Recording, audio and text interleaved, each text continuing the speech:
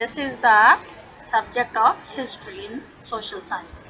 So today we are going to read the chapter Kingdoms, Kings and an Early Republic. So students, as you know, this is the second part of the chapter. First part we already have discussed. Now we will deal the next part of the chapter.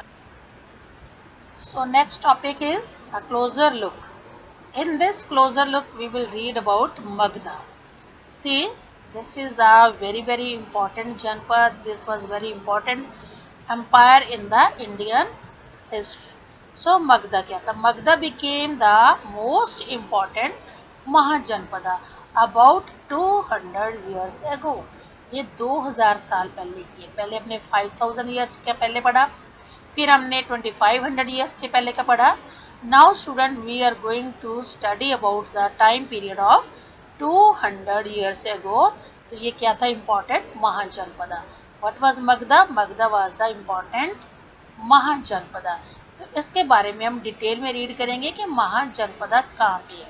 यहाँ पे बहुत सारे reverse हैं, जैसे Ganga river है, सोन river है. यहाँ मगधा में दो मेजर रिवर है. तो ये आपको 1 मार्क का क्वेश्चन आ सकता है, Ganga and Son river.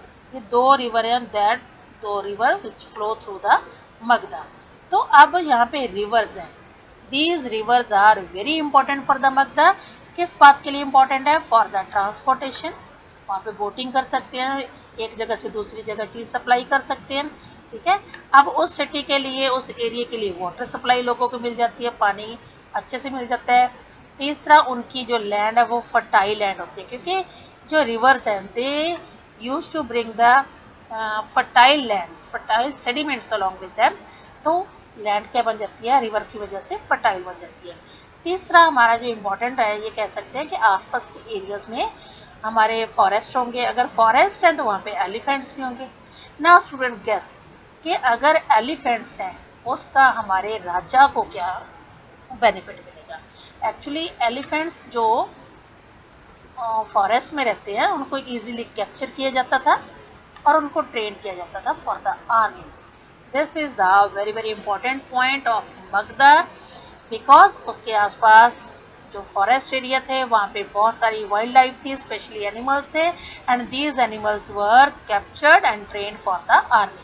Then उस टाइम पे ये क्या था, तो ये जिसके पास जितनी आर्मी में जितने एलिफेंट है वो राजा स्ट्रॉन्ग माना जाता था. दूसरा इसका क्या बेनिफिट हुआ, जो फॉरेस्ट थी. Forest provide, normally we know the usages of the forest.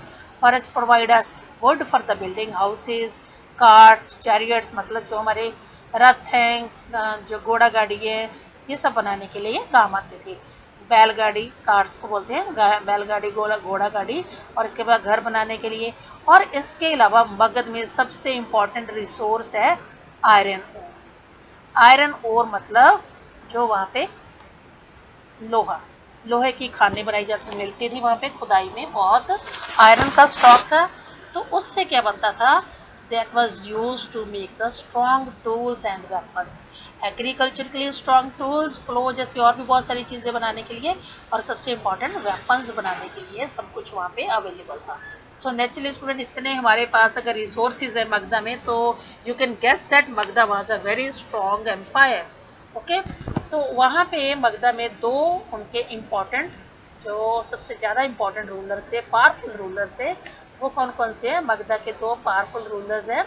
देखो कौन कौन से हैं. एक तो था बिम्सरा एंड दूसरा था अजातशत्रु. ये अपने नाम याद रखनी है. Who was Bimbisara and Ajatashatru? Answer me in the comment box. Yes, quickly. Bimbisara and Ajatashatru were the powerful rulers of Magadha empire. Magadh empire के पावरफुल दो रूलर्स थे, सबसे शक्तिशाली थे.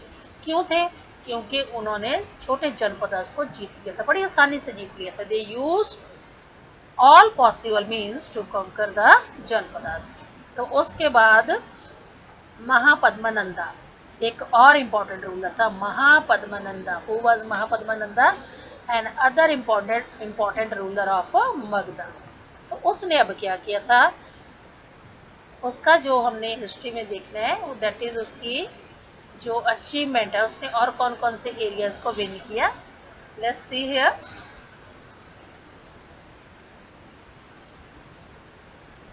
तो उसकी जो कैपिटल सिटी थी वो चेंज होगी लेटर ऑन। उसने अपनी कैपिटल सिटी को चेंज किया, अपने आप को बहुत स्ट्रॉन्ग बना लिया। Let's see the achievement of Padmananda. He was the Nanda ruler. He extended his control up to the northwest part of the subcontinent. उसने जो अपना राज्य था नॉर्थ वेस्ट पार्ट तक इंक्रीज कर लिया था।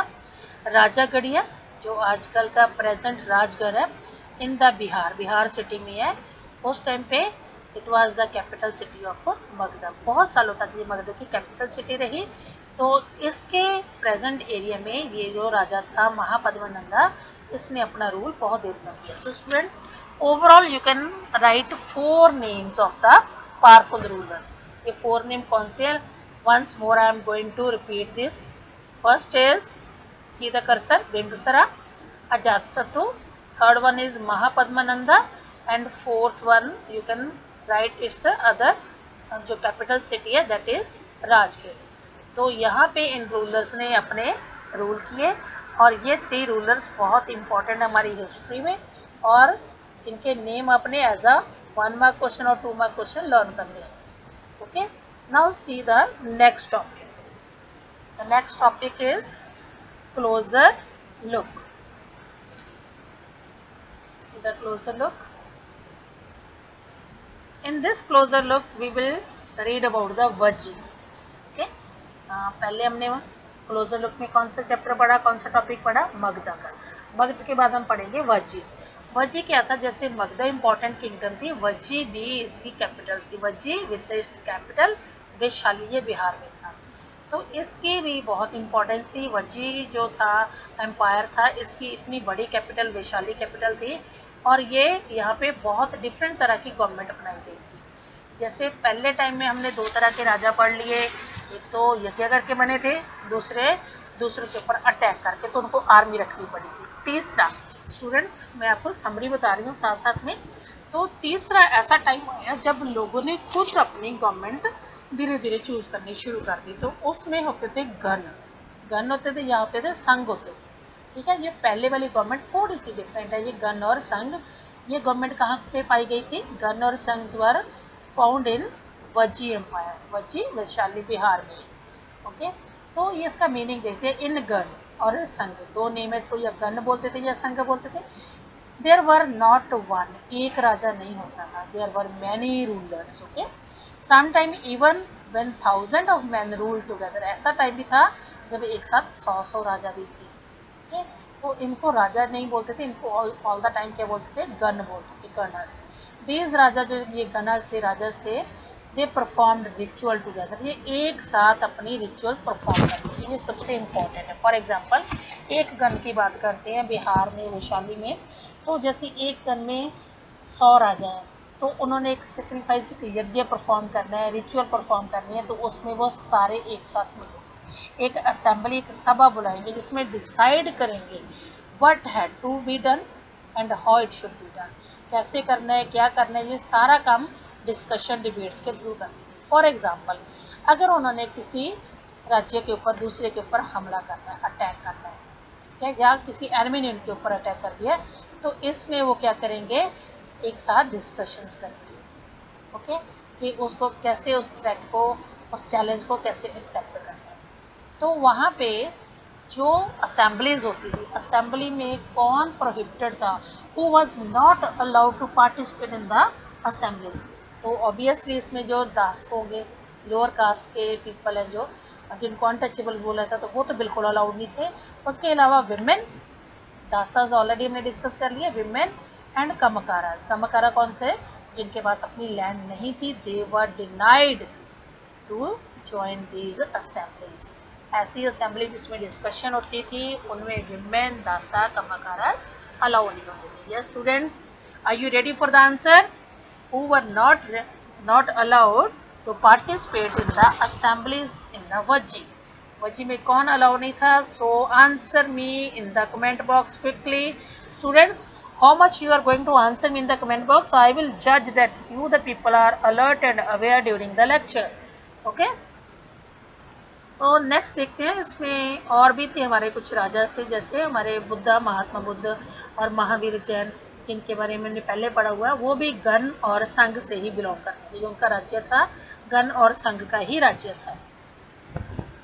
Now students, there is a small story in the box given in your NCERT books. ये 2300 ईयर्स पहले लिखी गई थी, जो महात्मा बुद्ध की स्पीचेस है वहाँ से, उस बुक में से हमने ये रेफरेंस लिया हुआ है। तो ये वज्जी की स्टोरी है जो अभी हमने पढ़ा बिहार में। तो अजात शत्रु जो था वहाँ का इम्पोर्टेंट किंग, अभी हमने पढ़ा अजात शत्रु। एक्चुअली जब वो वज्जी पे अटैक करना चाहता था तो उसका जो मिनिस्टर था नेम्ड वसाक्रा, ये आपका इम्पोर्टेंट नेम है। Who was Vassakara? He was a minister of Ajatashatru. He sent his minister. Vassakara को कहाँ पे भेजा? महात्मा बुद्ध के एरिया में भेजा, उनके राज्य में भेजा। बुद्धा जो थे जन और इसी के जो राजा थे, तो उनके पास भेजा एक मैटर के ऊपर एडवाइस लेने के लिए। तो महात्मा बुद्धा ने कहा कि वज्जीज जो हैं, वज्जी लोग हैं, वो उनके साथ फ्रीक्वेंटली मिल सकते हैं, पूरी असेंबलीज में मिल सकते हैं। तो जब राजा ने सुना बहुत खुश, उसने रिप्लाई दिया। तो उनकी कुछ कंटिन्यू शर्तें थी, वो उनके कुछ थे कि कब तक एक दूसरे के साथ फ्री मीटिंग्स कर सकते हैं, फ्रीक्वेंटली मिल सकते हैं, जब तक उनका कोऑपरेशन आपस में बना हुआ है। तो इसमें कुछ कंडीशंस और मैटर लिखे हुए हैं, फैक्ट लिखे हैं, वो कब तक एक दूसरे के साथ उनका साथ दे सकते हैं। तो first is they held full frequent public assemblies.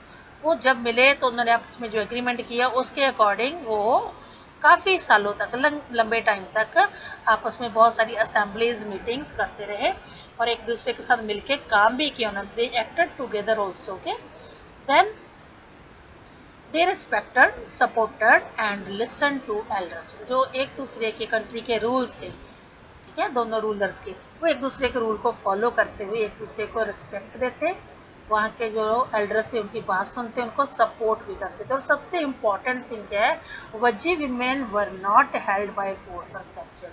वो एक दूसरे में जो वज्जी में विमेन्स हैं वहाँ उनको ज़बरदस्ती फोर्सफुली कैप्चर नहीं कर सकते थे। उसके बाद जो चैत्यज हैं, जो लोकल श्राइन्स हैं, जो रिलीजियस प्लेसेस हैं, उनको वो एज इट इज़ मेंटेन करेंगे दोनों टाउन्स में, दोनों अपने कंट्री के विलेजेस में, ठीक है। इसके अलावा वहाँ पे जो सेंट्स हैं या रिलीजियस पर्सनस हैं तो उनका वो वैसे ही रिस्पेक्ट करेंगे, उनको एक दूसरे के एरिया में आने जाने के लिए वो अलाउ करेंगे।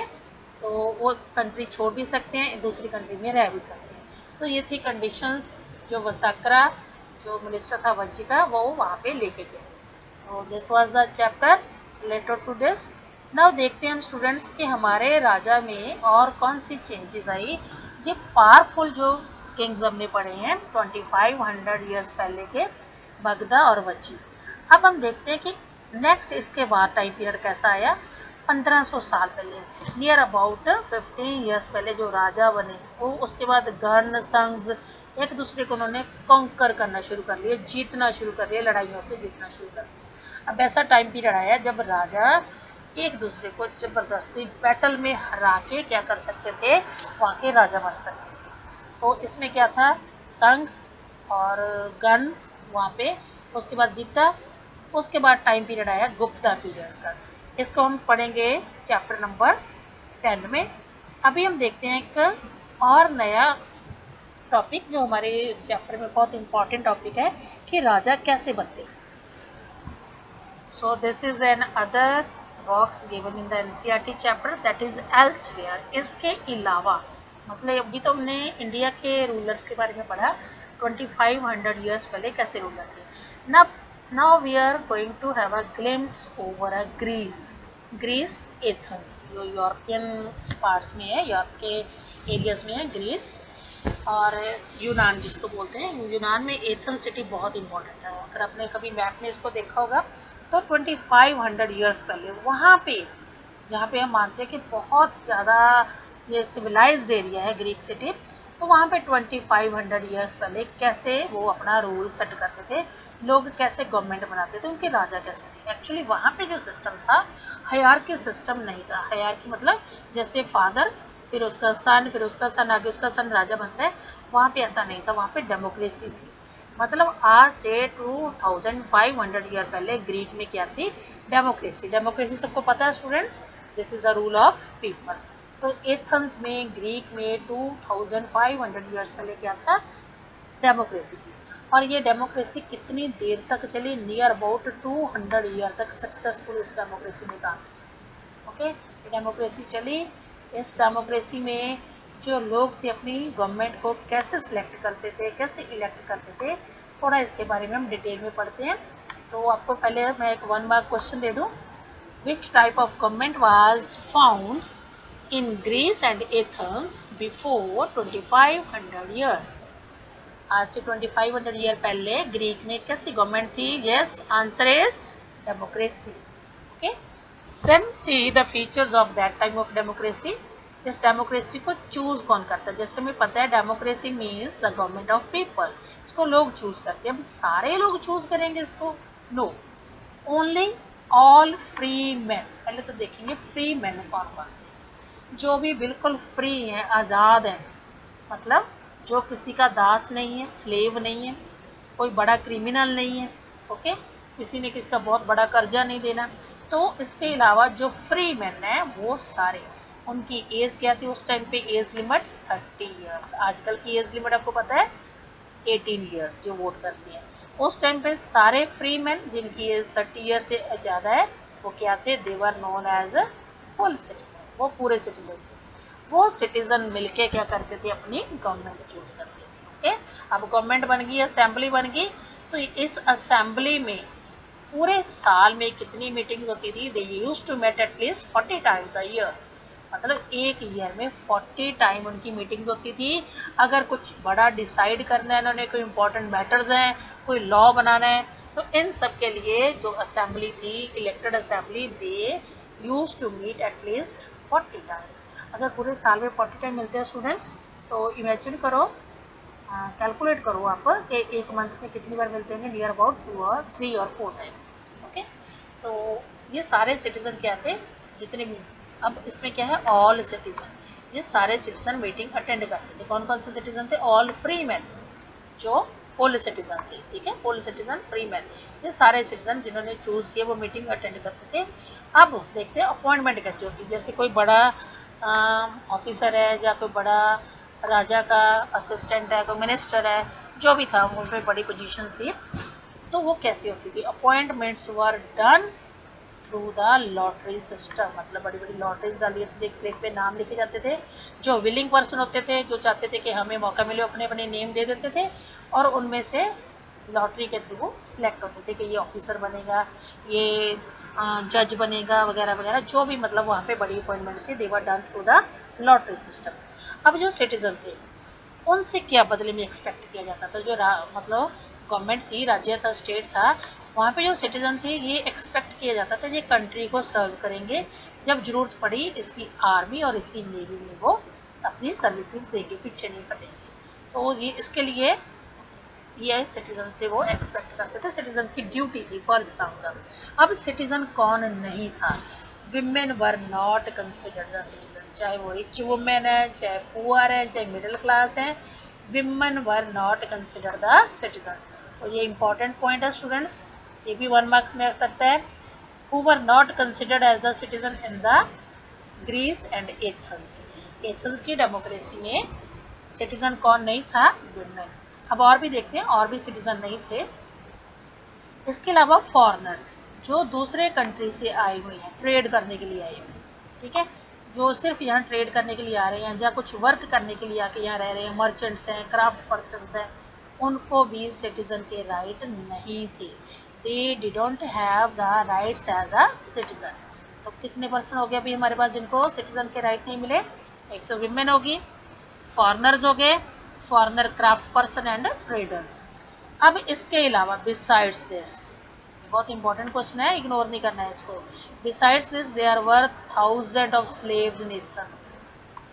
ऐसे स्लेव्स थे, गुलाम थे एथेंस सिटी में, जो माइंस में काम करते थे, जैसे कोल माइन, आयरन माइन, जो खदानों में काम करते थे, खेतों में काम करते थे, या घरों में हाउस होल्ड और वर्कशॉप में काम करते थे। वो स्लेव्स और workers, they were not allowed as the citizens. So students overall आपके कितने पॉइंट्स हो गए? फटाफट मुझे कमेंट बॉक्स में इसका आंसर दो. Who were the person those were not given the citizenship in the Greece और एथेंस बिफोर 25 ईयर्स एगो? आजकल तो सबको ही है. 25 ईयर्स पहले किसको सिटीजनशिप नहीं दी जाती थी? मैं आंसर दोबारा से बोल रही हूँ. विमेन, सेकंड फॉरेनर ट्रेडर्स और craft person, then slaves and workers और labour those who used to work in the mines, field, household और वर्कशॉप. 4 पर्सन के नाम देने हैं. Women, foreigners, craft person, traders, then many slaves and laborers. ये थे आपके आज के टॉपिक के मेजर क्वेश्चन आंसर्स. इसके अलावा असाइनमेंट में जो भी इसके आपके बैक एक्सरसाइज है, I will send the assignment, solve assignment I will send you and you are suppose to solve this on your fair notebooks. Okay students, अगर आपको वीडियो समझ आ गया बहुत अच्छी बात है. अगर नहीं समझ आया students, then I again suggest you to watch the video again and again. At least twice or 3 times. Thrice you should watch the video. This is very interesting information. You will understand this. Okay. So there are 2 videos of the same chapter. 2 videos part 1 और part 2 में है. इनको बहुत ध्यान से देखना. And the most important thing I would like to share with you, you should subscribe the channel. Because इसका आपको क्या बेनिफिट है? अगर आपने सब्सक्राइब किया, वीडियो को सेव किया, तो लेटर ऑन जब आपको लगता है एग्जाम टाइम के मैंने वीडियो देखनी है वो दोबारा, तो दोबारा से आप यूट्यूब में उसको सर्च करना थोड़ा मुश्किल हो जाएगा. It will be very difficult to find the video. So better to save it in your save list and subscribe it. Thank you students. Stay fit and fine. मिलते हैं नेक्स्ट वीडियो के साथ. Till that good bye.